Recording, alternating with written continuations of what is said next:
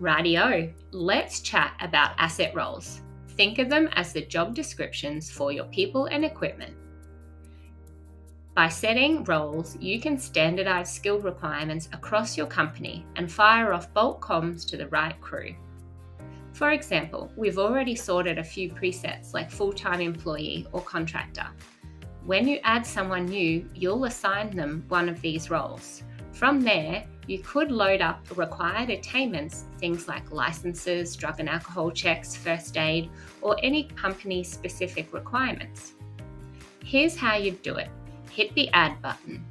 Choose the asset type, person or equipment, type in the name of the role and hit Save. Then you open the role, head to the Associated Skills tab, and plug in your requirements. Finally, assign your people.